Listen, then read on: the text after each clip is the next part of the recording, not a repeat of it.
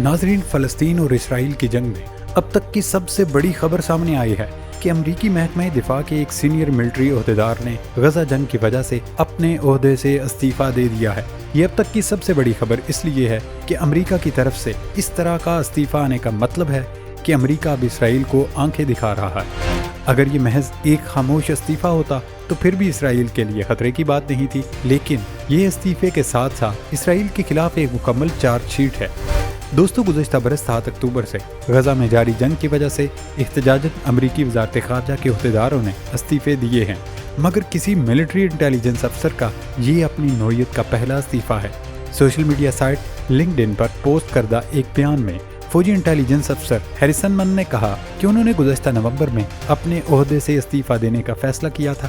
انہوں نے اس حوالے سے ایک تفصیلی خط بھی لکھا ہے۔ انہوں نے وضاحت کی کہ یہ غزہ میں اسرائیلی جنگ کے لیے امریکی حمایت اور فلسطینیوں کو پہنچنے والے نقصان کے نتیجے میں انہیں پہنچنے والی ذہنی اور نفسیاتی اذیت کا نتیجہ تھا۔ انہوں نے یہ بھی کہا کہ خوف نے انہیں چند ماہ تک استعفیٰ دینے کی وجوہات بتانے سے روک دیا تھا۔ مجھے ڈر تھا ہمارے پیشہ ورانہ معیار کی خلاف ورزی کی جائے گی۔ میں ان اہلکاروں سے ڈرتا تھا جن کا میں احترام کرتا ہوں، اور مجھے ڈر تھا کہ آپ کو دھوکہ دیا جائے گا۔ خط میں لکھا کہ مجھے یقین ہے کہ آپ میں سے کچھ لوگ اسے پڑھتے ہوئے عجیب محسوس کریں گے۔ انہوں نے زور دے کر کہا کہ وہ شرمندہ اور خود کو مجرم محسوس کرتے ہیں کیونکہ انہوں نے اپنے ملک کی پالیسی کو نافذ کرنے میں مدد کی، جس کے بارے میں ان کے بقول فلسطینیوں کا بڑے پیمانے پر قتل عام ہوا۔ انہوں نے مزید کہا، کسی وقت جو بھی جواز ہو، آپ یا تو ایسی پالیسی نافذ کرتے ہیں جس سے بچوں کو بڑے پیمانے پر بھوک کا سامنا کرنا پڑتا ہے، یا آپ ایسا نہیں کرتے۔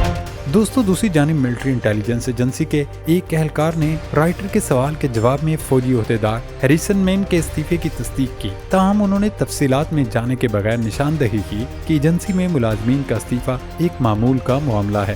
لیکن دوستو، اب یہ معمول نہیں رہا، کیونکہ یہ اب اسرائیل اور امریکہ کے خلاف اپنے ہی افسر کی جانب سے چارج شیٹ ہے۔ اگر ایک ملٹری انٹیلیجنس کا ایک افسر یہ سب بتا رہا ہے تو اس کا مطلب ہے کہ پوری دال ہی کالی ہے، یعنی امریکہ اور اسرائیل نے مل کر فلسطینیوں کا خون بہایا، لیکن امریکہ اب کوشش کر رہا ہے کہ وہ کسی طرح ہمدردیاں بٹور کر اس معاملے سے نکل جائے۔ تاہم یہ اب ایک استعفیٰ آیا ہے، اور یہ کہ مذکورہ ملٹری افسر نے کہا کہ وہ خوف میں تھا لیکن اس نے ہمت کر لی۔ ممکن ہے ایسے کئی افسران ہوں جو خوف کے یہ بت توڑ لیں اور حقیقت دنیا کو بتا دیں۔ ناظرین، کچھ لوگ اس افسر کی طرح بھی ہیں جو حقیقت بتا دیتے ہیں، لیکن کچھ لوگ اسے اسرائیلی وزیر کی طرح بھی ہیں جو زخموں پر نمک چھڑکنے کا کام کرتے ہیں۔ اسرائیل کے داخلی سلامتی کے وزیر ایتمار بن گویر نے ایک بار پھر فلسطینیوں بالخصوص غزہ کی پٹی کے حوالے سے اپنے نسل پرستانہ بیانات کو دہرایا۔ اسرائیلی وزیر بن گویر نے غزہ پر قبضہ کرنے، مغربی کنارے میں فلسطینیوں پر آباد کاروں کے حملوں کی حمایت، غزہ کی پوری آبادی کو بے گھر کرنے اور ان سے نجات حاصل کرنے کے نسل پرستانہ بیانات ایک بار پھر دہرائے۔ غزہ کے مسافات میں صدیرود بستی کے دورے کے دوران انتہا پسند وزیر نے کہا کہ 7 اکتوبر کے حملوں کا اعادہ روکنے کے لیے اسرائیل کو غزہ کی پٹی میں واپس آنا چاہیے اور اس پر قبضہ کرنا چاہیے۔ جہاں تک وہاں کے فلسطینی باشندوں کی بات ہے تو انہیں کسی دوسرے ملک میں آباد کرنا چاہیے۔ انہوں نے غزہ میں آباد کاری کو فعال کرنے، پٹی کے باشندوں کو رضاکارانہ طور پر وہاں سے نکالنے اور دوسرے ممالک کو ڈی پورٹ کرنے کی ترغیب دینے کا بھی مطالبہ کیا۔ اسرائیلی وزیر نے نہ صرف غزہ کے باشندوں کو وہاں سے نکالنے پر زور دیا، بلکہ کہا کہ وہ غزہ میں امدادی ٹرک بھیجنے کے حامی نہیں۔ ان کا کہنا تھا کہ اسرائیل کو کرم ابو سالم کراسنگ سے امدادی ٹرک غزہ نہیں بھیجنا چاہیے۔ انہوں نے مزید کہا کہ اگر وہ انسانی امداد چاہتے ہیں تو انہیں حراست میں لیے گئے افراد کو واپس کرنا ہوگا۔ لیکن دوستو، فکر مت کریں، اب بھی ترکیہ جیسے ممالک موجود ہیں جو فلسطینیوں کے لیے آواز بھی اٹھا رہے ہیں اور ممکنہ مدد بھی فراہم کر رہے ہیں۔ اس وقت ایک نئی رپورٹ سامنے آئی جس میں خفیہ دستاویزات کا ذخیرہ موجود ہے۔ بتایا جا رہا ہے کہ غزہ میں اسرائیلی فوج کو ملنے والی خفیہ دستاویزات ملی ہیں جن میں دعویٰ کیا گیا کہ حماس نے نیٹو کے ارکان سمیت پڑوسی ممالک میں اسرائیلی اہداف پر حملوں کو مربوط کرنے کے لیے ترکیہ اور دیگر جگہوں پر خفیہ اڈے قائم کرنے کا منصوبہ بنایا۔ اخبار نی ٹائمز کے مطابق اس دستاویز میں اسرائیل کی جانب سے غزہ کی پٹی کا اسرائیلی محاصرہ توڑنے کی گزشتہ ایک دہائی میں کی جانے والی کوششوں کو بیان کیا گیا۔ ایسی سرگرمیاں جو حماس کو دفاعی راستے پر ڈال دیتی ہیں اس کا ذکر بھی موجود ہے۔ اس منصوبے کے تحت ترکیہ میں صرف فوجی مراکز کے قیام کا آپشن تھا، جو خصوصی کارروائیوں کی بنیاد بنیں گے، جو فوجی، سفارتی اور اخلاقی سطح پر مزاحمت کو مضبوط کر سکے اور اسرائیل پر حملے میں معاون ثابت ہوں گے۔ ترکیہ میں اڈے کا قیام کے عنوان سے دستاویز میں کئی فوجی سیلز اور کئی ممالک میں محفوظ ٹھکانے قائم کرنے کے ہدف کے ساتھ ایک 3 سالہ منصوبہ بھی پیش کیا گیا، جس کے بعد فوجی سیلوں کو تربیت دینا، تخریب کاری اور قتل و غارت گری کے لیے عملی منصوبہ بندی کرنا تھا۔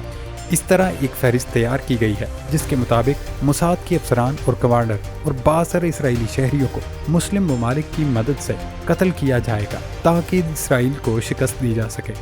منصوبے میں جن سرگرمیوں کا ذکر کیا گیا ان میں اسرائیلی بحری جہازوں کی تخریب کاری اور لوگوں کو اغوا کرنا بھی شامل ہے۔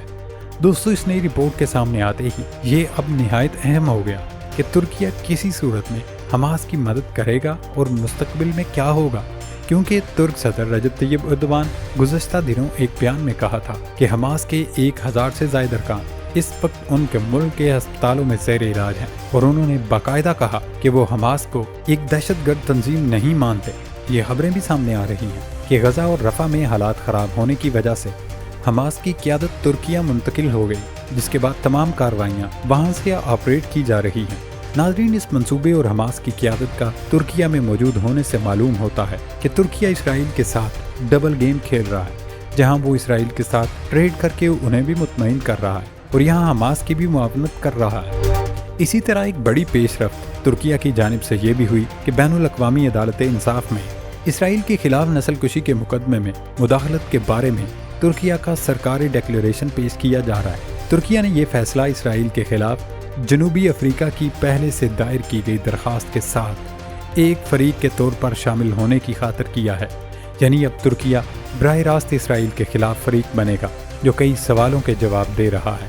ناظرین، اسرائیلی فوج نے غزہ کی اس جنگ میں منظم انداز میں فلسطینیوں کے قتل عام کا اہتمام کیا اور اسپتالوں، مسجدوں اور تعلیمی اداروں تک کو منظم طریقے سے نشانہ بنا کر بمباری سے تباہ کیا، شہری انفراسٹرکچر کو تباہ کیا ہے اور فوجی محاصرے کے ذریعے تباہ شدہ غزہ میں انسانی ساختی قحط پیدا کرنے کی کوشش کی۔ یہ سلسلہ ابھی تک جاری ہے۔ ایسے میں ترکیہ کا فلسطینیوں کا ساتھ دینا اور پھر حماس کی اس قدر مدد کرنا یقیناً قابل ستائش ہے۔ دیکھتے ہیں کہ اس معاملے سے مستقبل میں فلسطینیوں کے حق میں کیا نکلتا ہے۔